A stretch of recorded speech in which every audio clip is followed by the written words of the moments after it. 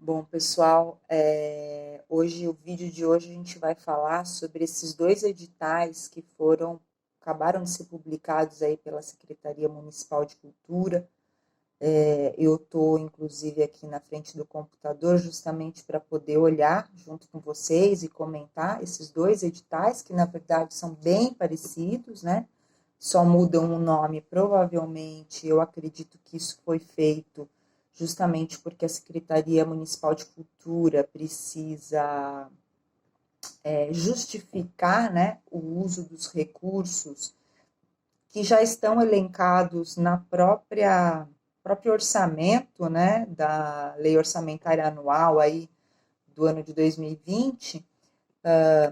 E aí, para isso, tem dois chamados de atividades, como se essas atividades estivessem acontecendo mesmo dentro dos teatros e da casa, dos espaços, equipamentos da secretaria, aí, no caso, teatros, espaços culturais e casas de cultura, né? Então, são dois chamados, são dois projetos, né?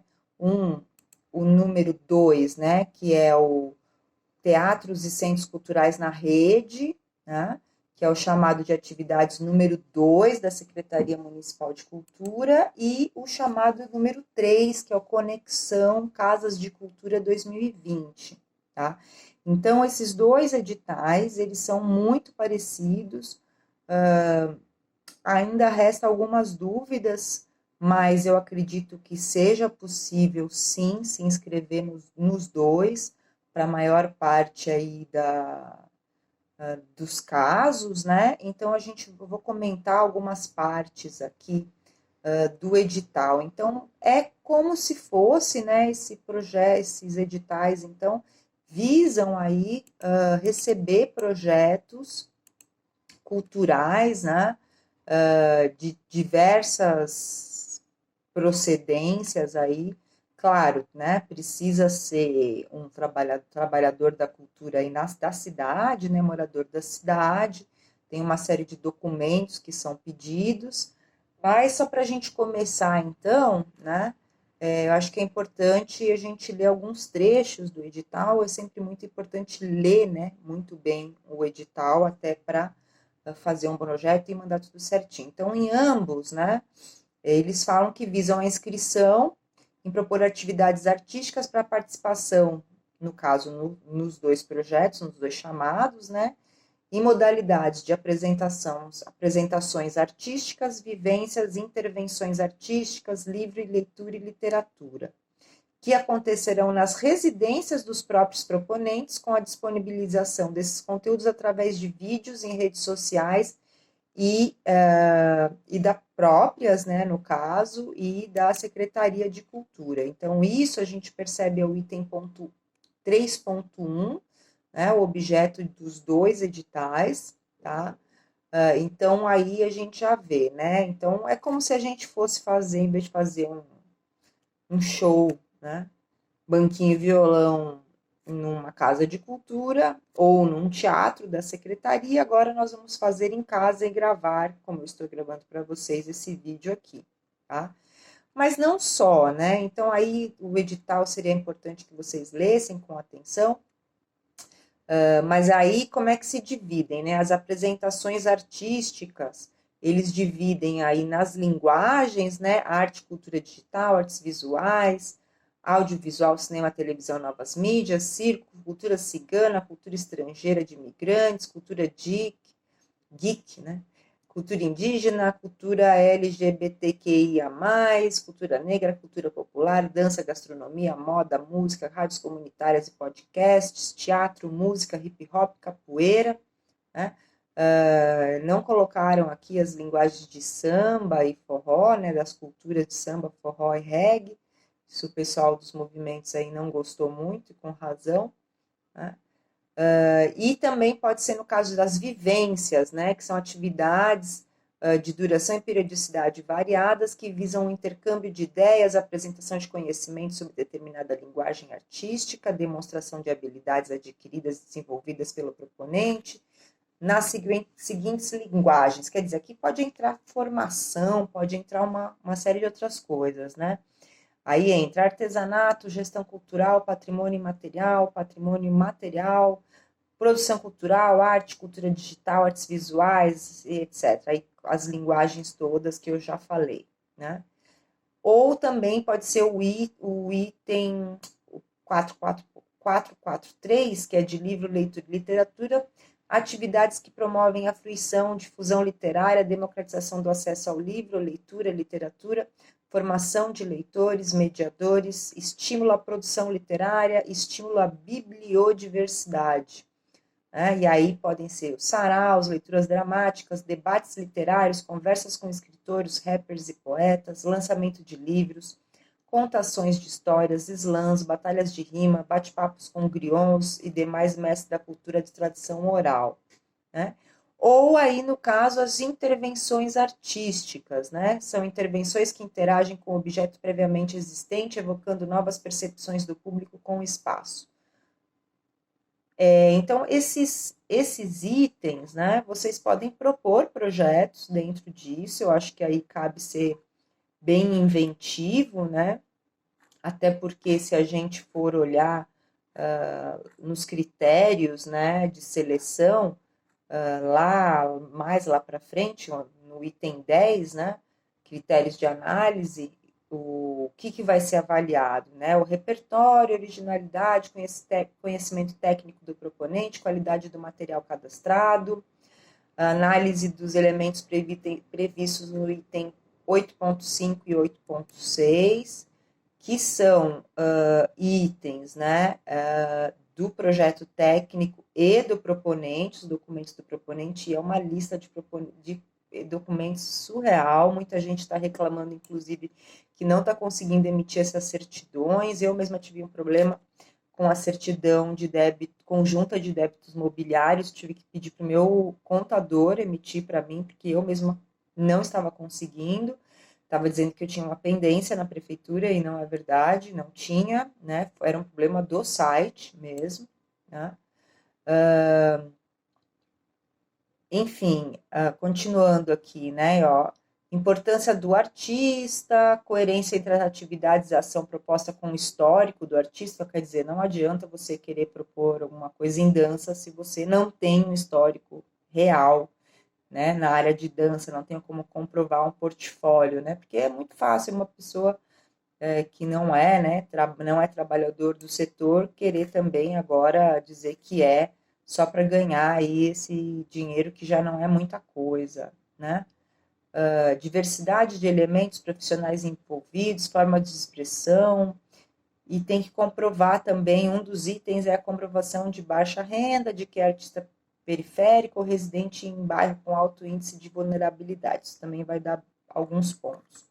Bom, para tudo isso, né, a remuneração, no caso, para pessoa física, né, individual, seria de R$ 700, ou pagamento de até R$ 5.000 para as contratações de pessoa jurídica, tá? E aí, no caso, né, seriam, no caso de pessoa jurídica, né, contratações, por exemplo, tem um item, contratações realizadas através de MEI deverão informar conta corrente de pessoa jurídica. Então, pelo que eu entendi, MEI também entra como pessoa jurídica. Então, só que se for uma atividade que só tenha uma pessoa, por exemplo, eu sou MEI e eu vou dar um curso de gestão cultural. Pelo que eu entendi, eu poderia receber R$ 700 por conta do item 7.1. Cada profissional envolvido na realização da atividade receberá o valor de R$ 700. Então, não adianta eu querer, né, fazer um projeto e dizer que eu vou ter 300 pessoas, no caso, um curso de gestão cultural, se eu vou dar sozinha, né? Agora, se eu vou fazer uma produção de música, que tenha luz, que tenha som, que tenha áudio, que tenha um meu produtor envolvido e etc., aí sim eu posso dizer, né, que eu tenho uma equipe, que mais pessoas estão envolvidas naquilo, e aí eu posso pleitear esse pagamento de até R$ 5.000, né? Então precisa ter uma ficha técnica, né? E essa ficha técnica ela tem que fazer jus ao que está sendo proposto, né? Não dá para a pessoa fazer um banquinho e violão ali e colocar uma equipe, desculpa, de 10 pessoas, né? Que mais aqui que é importante falar? Tem uma outra questão aqui, né? Que é o item 6. Tem alguns itens aqui que são importantes a gente dar uma olhada. Dentro da realização, tá, desses vídeos, o item 5.4, né, que diz que cada atividade inscrita de apresentação e intervenção artística deverá ter no mínimo 15 minutos e no máximo 60 minutos de realização. E dos itens de vivências e livro, leitura e literatura, deverá ter no mínimo 60 minutos, no máximo 90 minutos. Sendo que, tá? Aí o item 6.4, cada profissional poderá participar de até 6 atividades ao longo do ano de 2020, desde que seja apenas uma participação por mês. Quer dizer, você pode propor, tá, uma atividade, você pode propor até mais atividades, porém, você só vai poder mesmo ser contemplado, né, em 6 atividades ao longo do ano de 2020. Então, vamos supor, como o edital ele vale de maio a setembro, então é maio, junho, julho, agosto, setembro. 5. Você pode fazer um por mês? Pode, ainda pode repetir mais do que um em um mês. Claro que dificilmente você vai ter que dar muita sorte para ser contemplado várias vezes, ou terá que mandar vários projetos muito bons, tá? Vai dar trabalho? Vai, né? Mas já que você está juntando aí as documentações. Agora, eu sempre costumo dizer, não adianta mandar 300 projetos e todos mal feitos, né? Eu acho que sempre é bom mandar projetos bem feitos, que é aquela coisa mais do tiro certo, né? Que a gente costuma dizer. Não adianta você dar 300 tiros e não acertar nenhum, né? Então, é melhor que você faça, quer fazer uma cesta, faz uma cesta caprichada, que é para fazer uma cesta mesmo. Não adianta você jogar bola na cesta 300 vezes, não vai, sem olhar, né? E eu acho que aqui é a mesma coisa, até porque o ideal é que sejam enviados projetos bons, até para você não encher a secretaria de propostas nesse momento tão difícil, de forma inútil, né?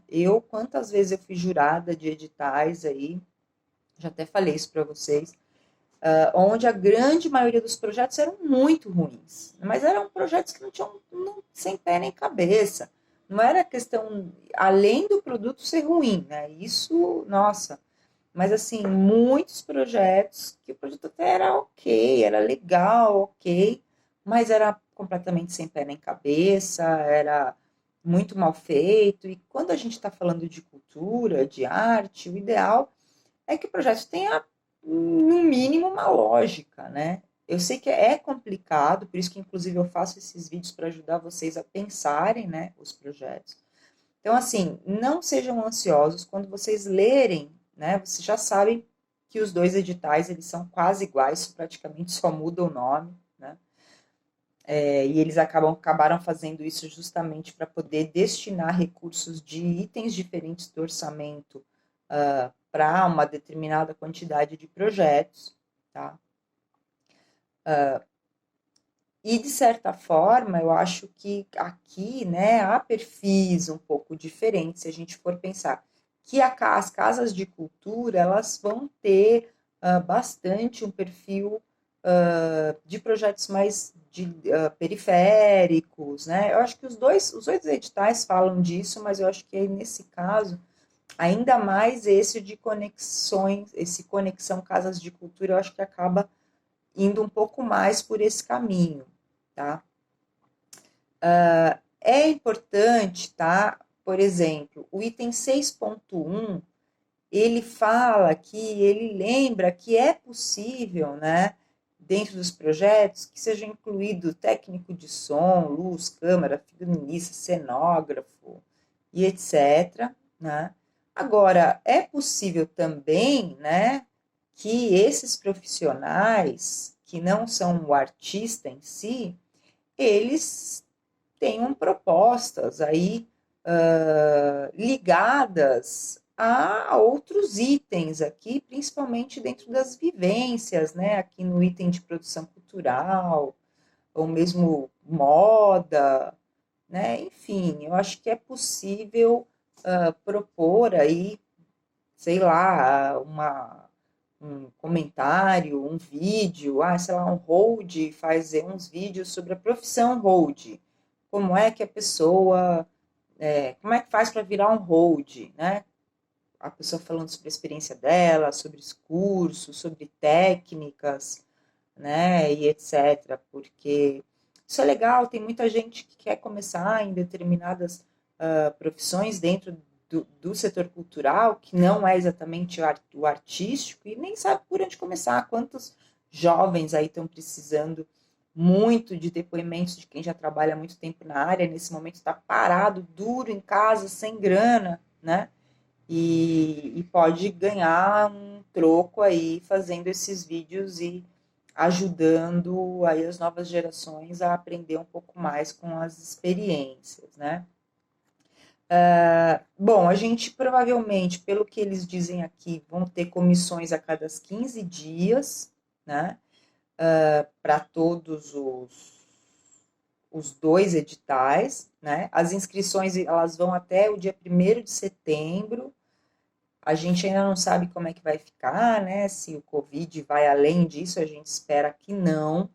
Mas fiquem bem espertos, principalmente para quem for mandar aí de pessoa jurídica, a quantidade de documentos é gigantesca, para pessoa física também. Ó, só para vocês terem uma ideia, para pessoa física são 10 documentos diferentes, é bastante coisa, tá? Não é pequeno, não. E é bom caprichar, né? É bom que esses projetos tenham objetivo, justificativa, que tenha uma boa ficha técnica, no caso de ter mais uma pessoa participando, o currículo e o portfólio dos envolvidos precisam estar muito bem feitos, e a proposta precisa estar muito nítida, não pode ser uma coisa gigante, tem que ser uma coisa que vai direto ao ponto, né? Não pode ser o mais do mesmo, porque vão ter zilhões de propostas de mais do mesmo. Tipo, contação de história, nossa, vai ter 300 iguais, né? Então é legal que seja uma contação de história diferente, principalmente porque vai ser uma coisa feita pela internet. E imagina a quantidade, por exemplo, você vai fazer para que tipo de público essa contação de histórica? Não precisa ser só para criança, né? Você pode ter outros tipos de contação de história também, né, para idosos, enfim, para outros públicos, só que você está trabalhando pela internet, né, e as pessoas vão acessar esses conteúdos pela internet. Então, isso tem que ser pensado, isso vale para todas as propostas, tá? Vamos pensar que nem todo mundo tem como assistir pelo computador, muita gente vai assistir no seu celular, né? Muita gente não tem uma super caixa de som, ou tem um fonezinho muito vagabundo, muito ruim. Então vamos tentar, né, entender, de certa forma, como é que vai ser a receptividade do público. Eu acho que isso também tem que contar, eu espero que a secretaria leve isso em conta, né? Justamente porque nesse momento a mediação vai ser feita virtualmente.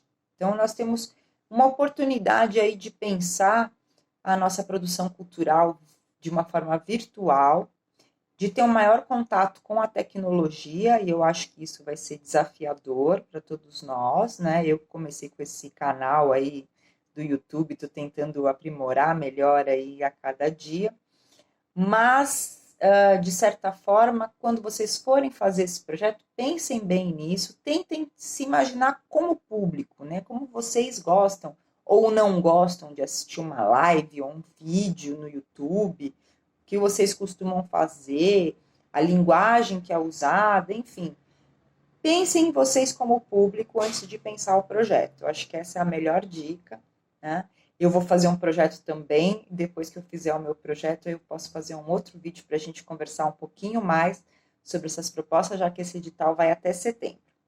Bom, é isso, tá? Eu vou deixar aí para vocês uns links aí que podem ajudar.